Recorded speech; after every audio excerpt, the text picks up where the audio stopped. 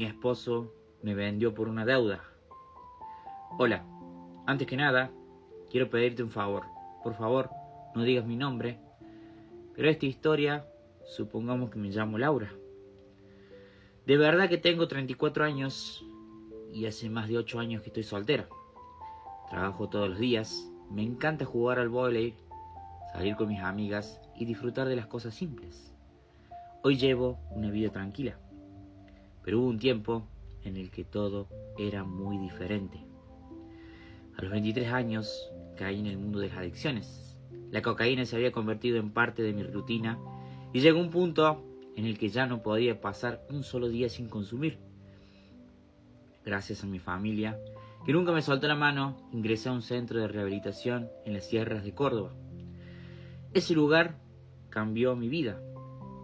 Aprendí a valorar cosas que antes no veía. Trabajar la tierra, cuidar una huerta, hacer pan en un horno de leña, compartir largas noches alrededor de una fogata con personas que estaban como yo. Cargaban historias muy distintas, pero el mismo deseo de volver a empezar. Fue allí donde conocí al hombre que terminaría convirtiéndose en mi esposo. Él tenía 25 años, era simpático, carismático y una de esas personas que siempre lograban sacarte una sonrisa. Él venía de una familia con una buena posición económica, pero también luchaba contra las adicciones a la cocaína. Me contó que sus padres le habían regalado una casa toda amoblada y que cuando le cortaron las tarjetas para intentar ayudarlos, empezó a vender los muebles para seguir consumiendo. Yo no había llegado a ese extremo, pero entendía perfectamente el infierno que él estaba viviendo. Con el tiempo empezamos a hablar cada vez más. Nos entendíamos sin necesidad de explicar demasiado. Ahí fue nuestro primer beso al lado del horno de leña. Todavía recuerdo que me dijo: cuando salga de acá, quiero que estés conmigo. Yo estaba completamente enamorada. Le respondí que sí, sin pensarlo. Cuando recibimos el alta, cada uno volvió a la casa de su familia.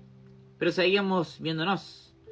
Nos acompañábamos para no recaer. Sabíamos que la recuperación era una lucha diaria. Pasaron 2 años en donde estuvimos completamente sobrios.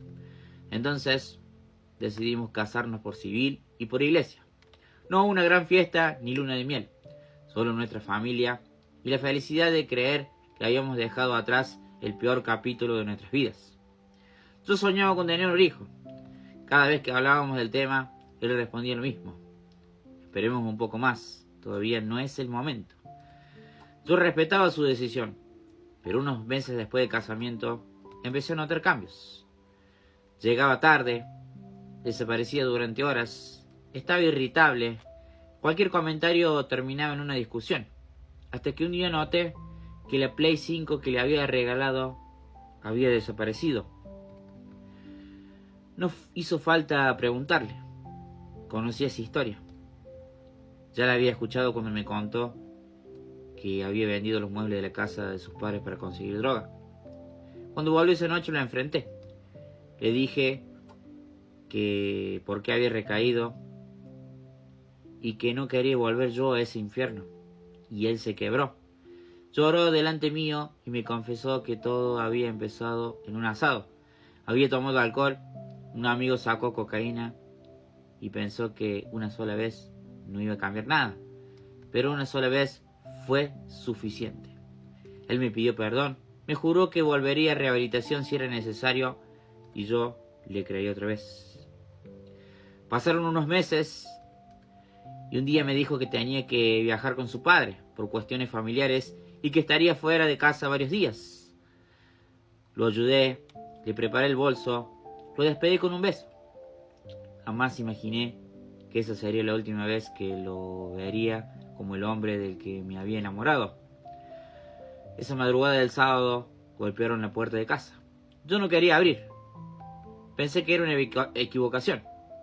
Pregunté quién es y me dijeron: somos amigos de tu pareja. Ahí fue cuando abrí, pero entendí que algo no estaba bien. Aquellas personas me dijeron que mi marido había dejado una deuda muy importante relacionada con su consumo. Intenté explicarles que yo no sabía nada, que no tenía dinero y que no podía ayudarlos. Ellos solo ingresaron a mi casa. No les importó. Me llevaron a mi habitación y uno por uno se cobraban la deuda que mi marido les había dejado. Lo que ocurrió esa noche me dejó una herida que todavía hoy sigo intentando cerrar. Antes de irse, uno de ellos me miró y me dijo que la deuda estaba saldada y que si hablaba con alguien o intentaba llamar a la policía, no volverían a cobrarla, sino que volverían a traer mi cajón.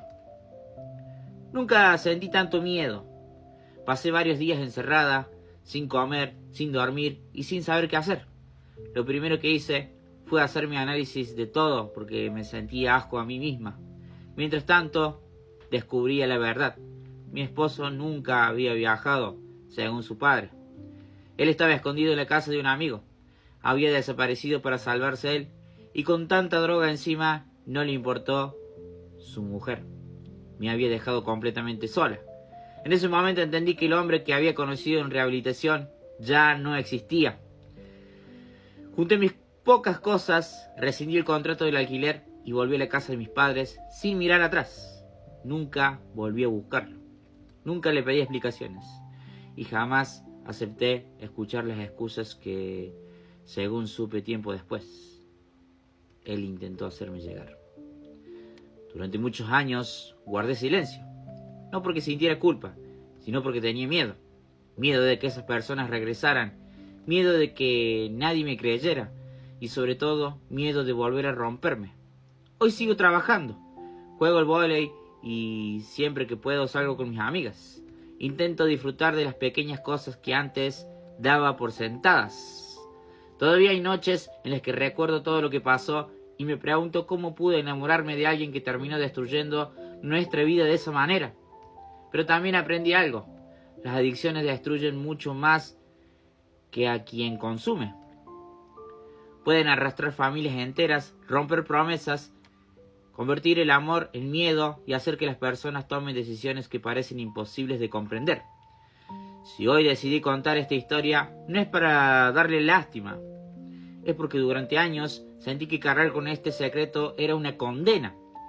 Entendí que el silencio solo protege a quienes hacen daño. Gracias por escucharme. Por primera vez en mucho tiempo, siento que una parte del peso que llevaba sobre los hombros finalmente empezó a desaparecer.